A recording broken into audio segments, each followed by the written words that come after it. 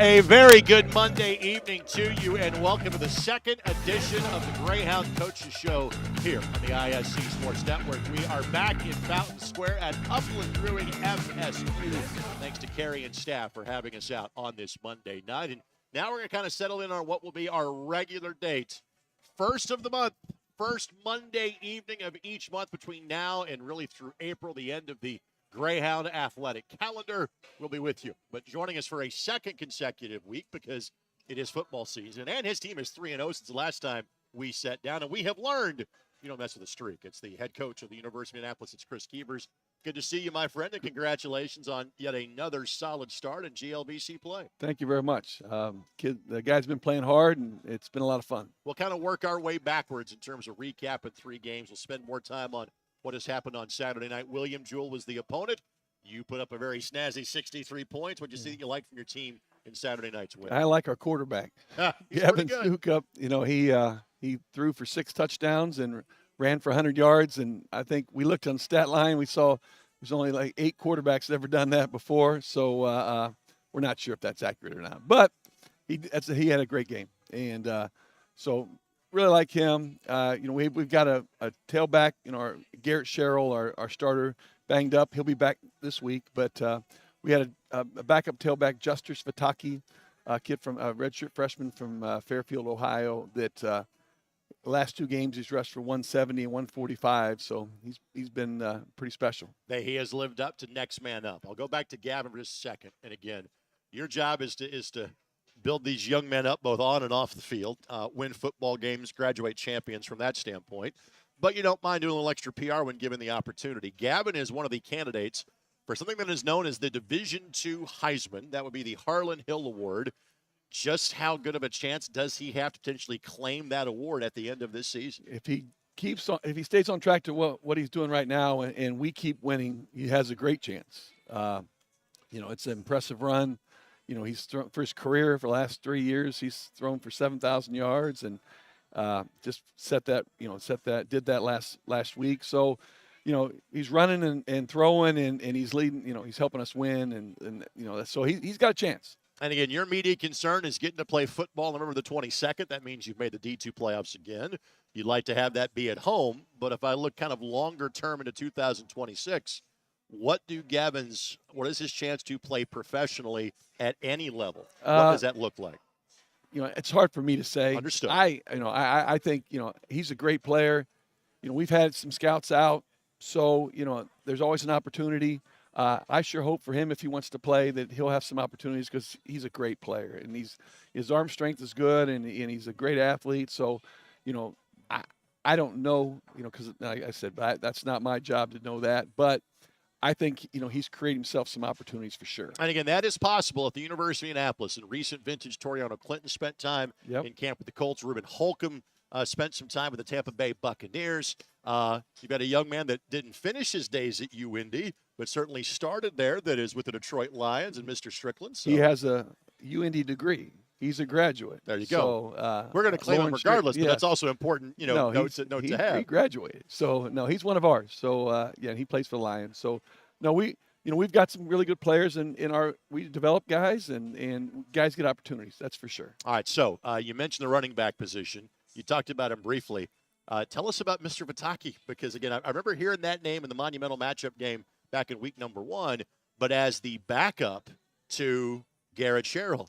Garrett gets hurt, and this guy has taken advantage of the opportunity. Tell us about your new star tailback. He's a big physical back, and he runs north and south. He's explosive, and guys don't want to tackle him. I mean, he's a monster. So, you know, he had a 65-yard run against Truman. He had a 78-yard run called back last week. So, and he still ran for 145. So, he's taking advantage of the opportunity, and you know, Cheryl will be back, and they'll split those reps. But you know, he's been great for us. And again, this is a young man that originally was a walk-on for you, and that tends to happen at this Division II level. You have 36 scholarships that you have to work with. You can kind of split those up, but you have to kind of hit on those guys that you may not be giving much money to up front.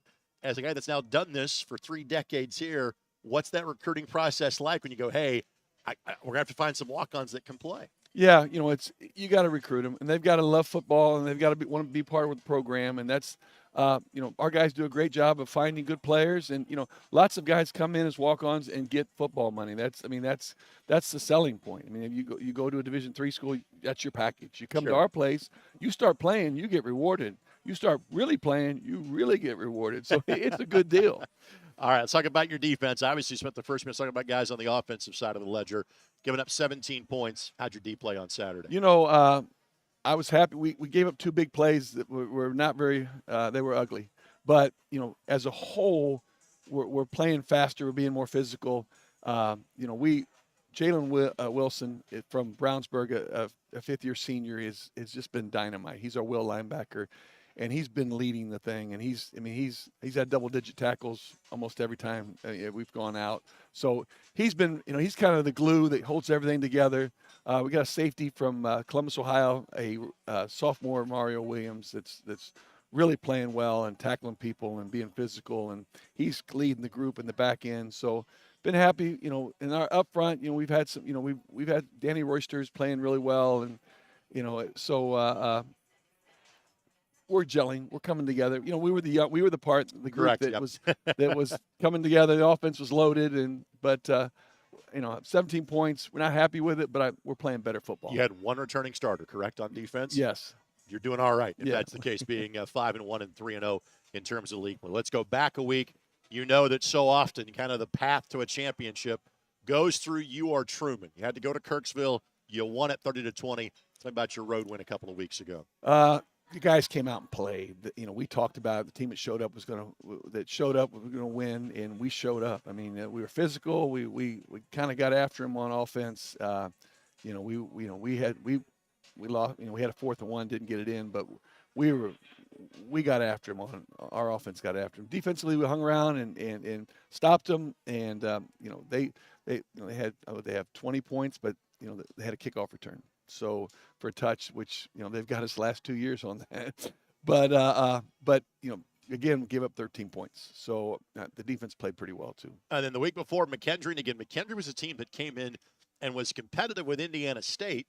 You actually beat McKendree by more than the Sycamores did. Tell me about what you liked a couple of weeks ago on Saturday night. We scored 47 points. Our offense is clicking. Alonzo Derrick and our offensive line. And all the backs, we played 3 backs that week, and so it's we scored a lot of points, and then defensively we shut them down, and I think I 47, I can't remember. 19. You got it. Again, you hold a team in college football under 20 points, we're doing pretty well. So really happy with the way our guys played. Again, they were excited. They came out. They had energy. If you have energy and we're executing, good things are going to happen. All right, so you're trying to get it to 4-0. You go to Rolla, Missouri this week. Missouri S&T has been solidly kind of a mid-conference level team. They're never an easy out. And you were telling me this before the show started tonight. The Miners have given you fits in their building. Tell us about it. I'll go back to 18 when we had to score 14 points in the fourth quarter to win it. And then you went to 21, COVID we missed, but 21, and they beat us. We were up 28-7 in the third quarter, and they came back and beat us. And then 23, it was 16-13 at halftime, and I think we won 23-16. Set football back a million years, but our they play well at home, and we have not played well, and I've let the kids know that, and we've got to change that. I mean, can you believe you're at the midway point of your regular season already? We talked about that today. It's unbelievable how fast this is going. It seems like Marion was not too long ago, right? And now we're 5-1, and so it's 6 weeks and then 3 weeks of camp. We've been going for 9 weeks, so I always count it with the guys. It's very important to know where you've been, but it's also real important to focus on one game at a time. You do have a bye week coming up here in a couple of weeks as well, and so that will kind of play catch up from a scheduling standpoint. You and I touched on this to a certain degree 3 weeks ago, but the reason we can have Chris on at Monday night on a 6 o'clock is because some programs, Sunday is the universal day off. You made the switch to go to Monday as the universal day off. Tell us about that and how that's kind of affected your I've team. always been, this is my 38th year of coaching, and for 36 of them, we've done, we've had Sunday off, but they still had to come in for injury check, and so it really wasn't truly a day off.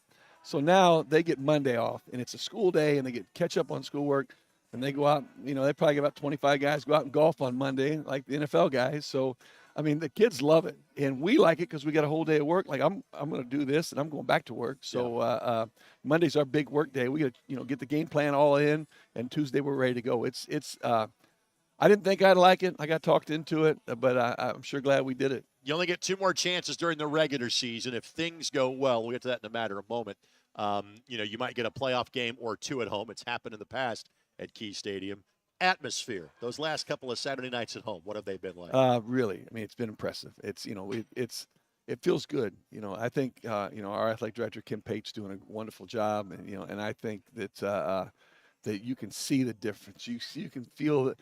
You feel the crowd. You feel, the production, the music, the tent's back, and that's going really well, and the tailgate's doing well, and it's just been, it's a great feeling to show up, and you got a big crowd and everybody supporting you, and our kids have responded because of it. 18th in the latest national poll, which is nice. It's always good to have that recognition. But for those that maybe aren't familiar with how Division II football works, everything is about the regional rankings, which don't come out until later in the year. So when does those first regional rankings hit? Oh, I think it's 3 weeks before the season ends. Yeah. So not until the end of October. Again, for example, folks. We don't even look at them.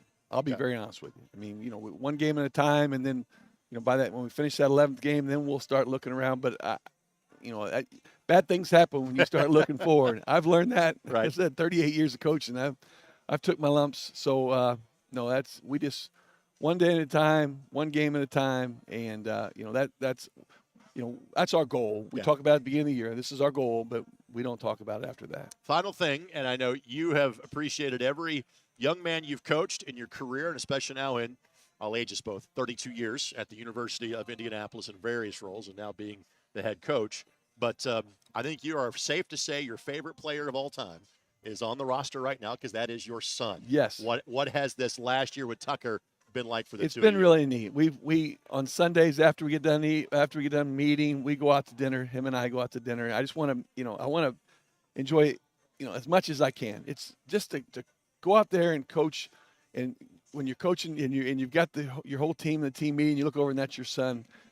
I've been doing this 38 years, and I've had the pleasure. This is his 5th year. It's been a wonderful, it's been ups and downs. He's struggled and really coming to his own, and he's playing well, and it's been a lot of fun. But again, and you touched on this 3 weeks ago too, and I want to bring it up here. A lot of times when you say, okay, here's the head coach, his son is graduating, maybe it's time that the coach is thinking about riding off into the sunset. You're the exact opposite, correct? No, I'm 59 years old. I'm not going anywhere, and I don't have any hobbies. So I'm coaching football. Someone said, one of our players, like, well, when your son leaves, I was like, what are you talking about? I got nothing to do. I'm coaching football. They're going to scrape me off the field with a snow shovel. I can give you this example as somebody that is now not 32 years removed from college, but close. It makes me feel younger knowing Chris is still there. Him and Matt Donovan, too. As long as those guys are around, I can still feel young at heart about the alma mater again. Hounds are on the road at Rolla, Missouri, at Missouri S&T. 5 o'clock is the kickoff of that. The next time the Hounds are at home, October the 18th, Lincoln is the opponent. Next 2 Saturday home games are both 2 o'clock matinees. As always, athletics.und.edu is where you can find out more. Congrats, my friend. I'll see you next month. Thank you very much. Appreciate it. Again, head coach Chris Keevers of the football team will take this quick timeout. We'll talk the other type of football. Gabe Hall from men's soccer joins us next. Again, we're broadcasting to you live from Upland FSQ. That's Fountain Square for those of you not in the know. We'll talk a little men's footy when we come back here on the ISC Sports Network.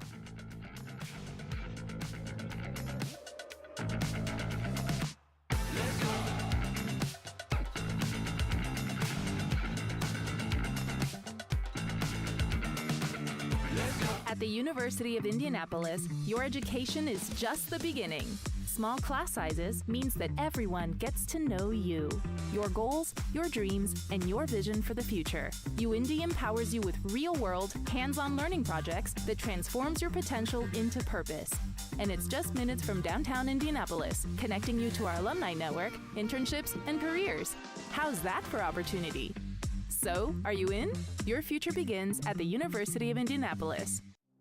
Indiana Members Credit Union is a proud partner of University of Indianapolis. Greyhounds, stop by any of our branches for great rates and low fees. Show your school spirit with a UIndy debit card. Open a checking or savings account or apply for a credit and debit card today. At IMCU, it's you that matters. At the University of Indianapolis, your education is just the beginning.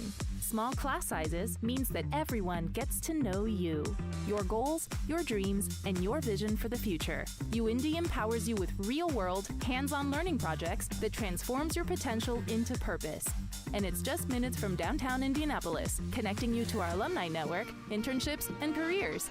How's that for opportunity? So, are you in? Your future begins at the University of Indianapolis.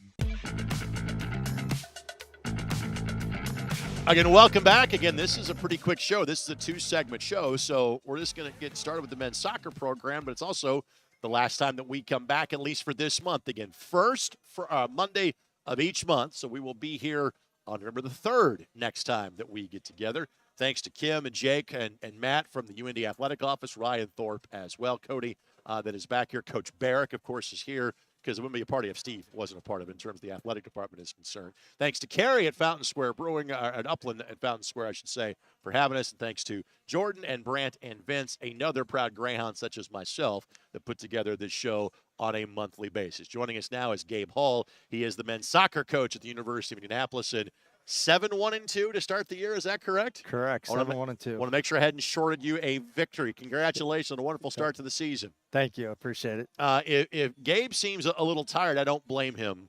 It is a slog in terms of once you get to conference weekends in terms of men's soccer. Women's soccer is the same.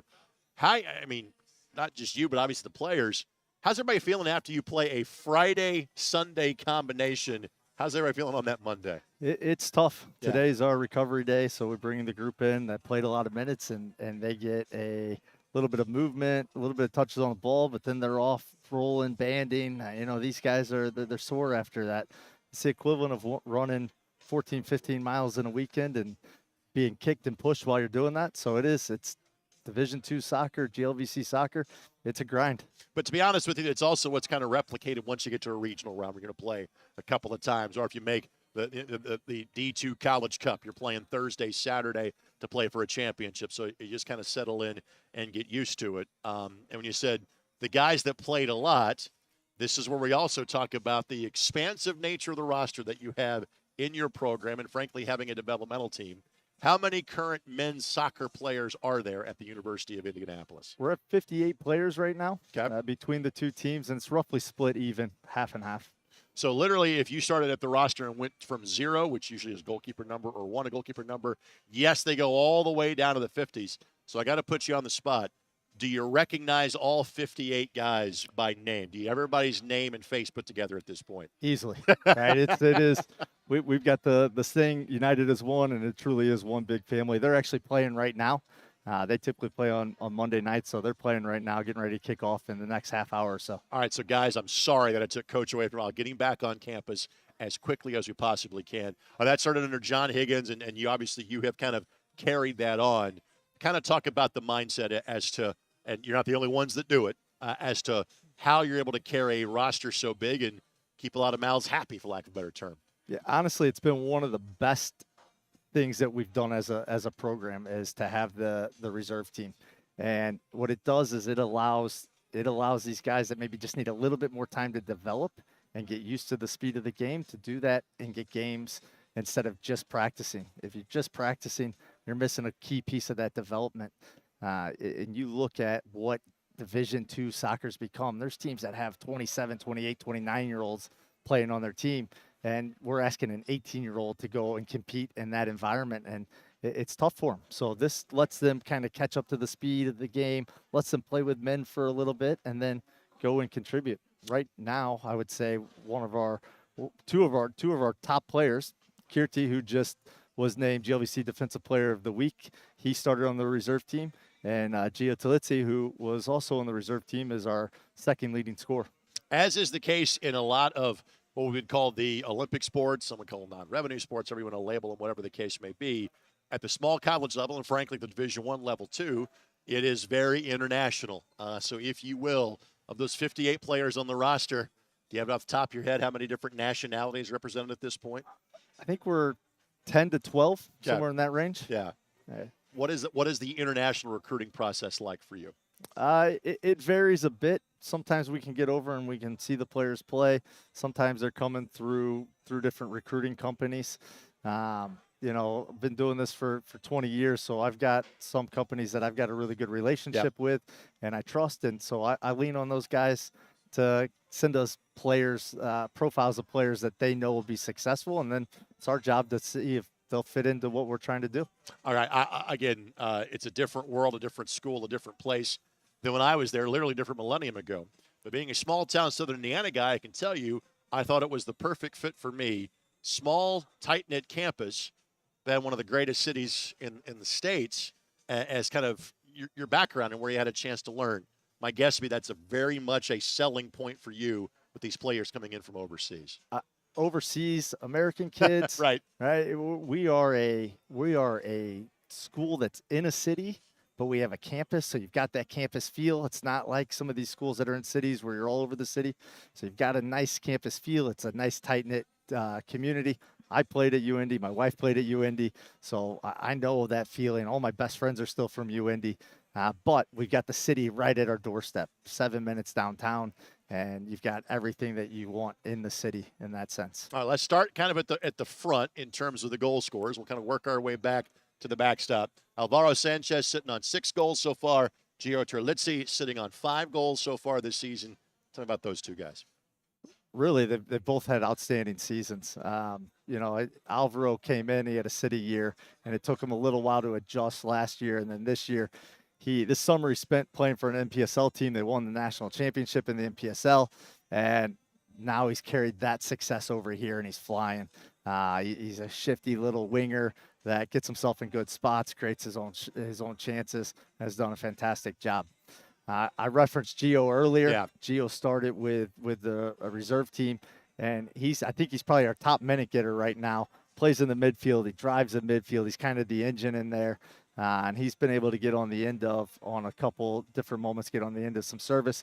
But he's also the guy that's taking our penalties, and he's been clinical in those moments for us. All right, I want to talk about Kabiro Gafar, and his background is unique, but also the reason I bring it up is that he has spent some time with the Indy 11 Academy, and in fact, he interned with the Indy 11 this summer. Tell us about him. Yeah, Kabiro is one of my favorite guys.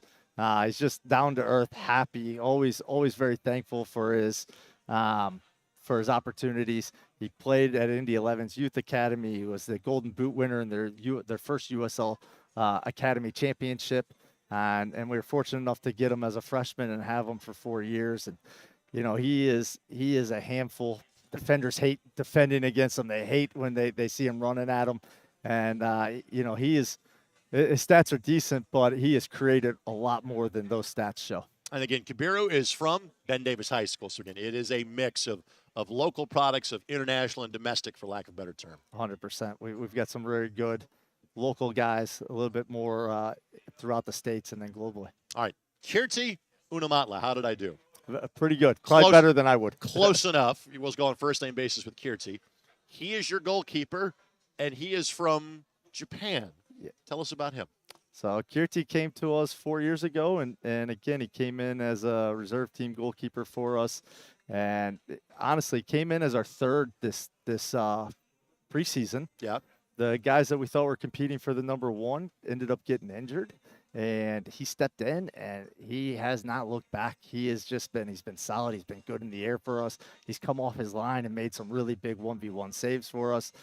He's just a guy that's kept growing in confidence and in quality as the season's gone. And this is a perfect example of being ready for when your moment is up. And again, he has played every minute of every match so far for the Hounds. We get in 10 matches, are 7-1-2, 5-1-1 in league play. And the way that things are structured with the full round robin schedule in the GLVC, there's not much non-conference. Everything is just a grind in terms of conference play. So sometimes results don't match the record. I would hope that it is so far because you're happy that you're getting wins. Just kind of your thoughts as to where you stand right now overall and in the league. Yeah, we're in a good spot. We're sitting second in the league. I think if you'd ask any of the guys on the team, I think we all think we should be 10-0, and that's no. That's where you want to be. It's where yeah, you want to and be. that's no disrespect to the team, to Quincy who beat us, or Rockhurst who we tied. We were winning that game and we gave up a penalty late on.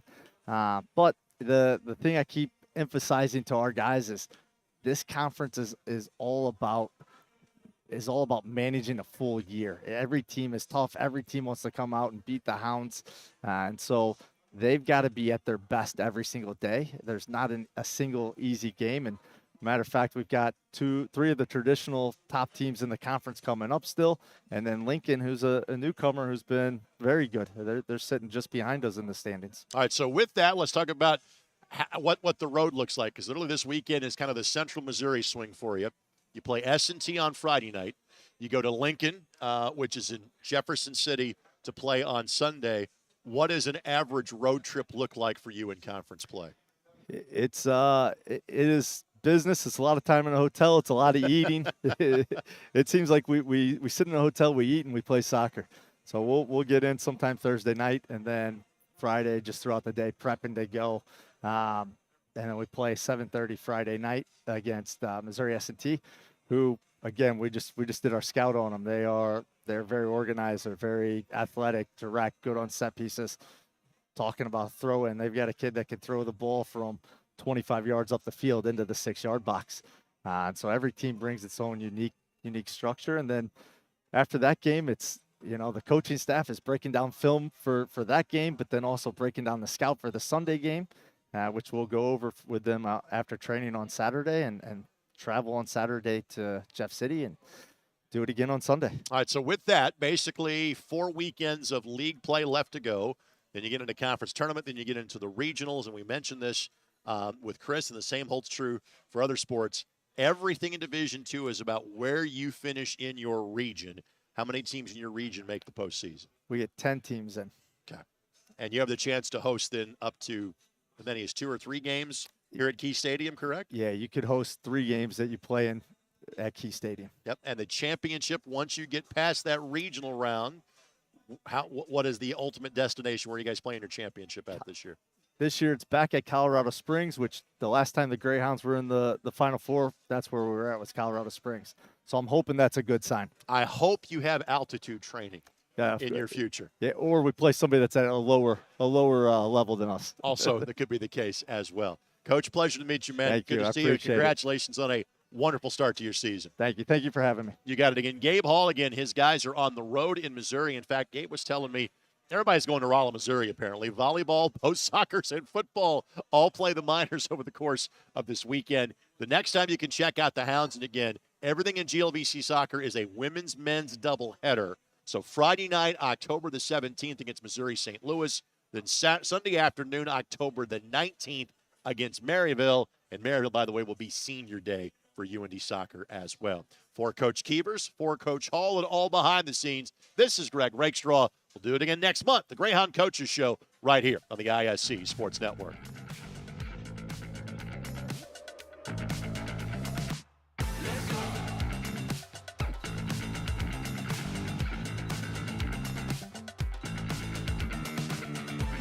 At the University of Indianapolis, your education is just the beginning.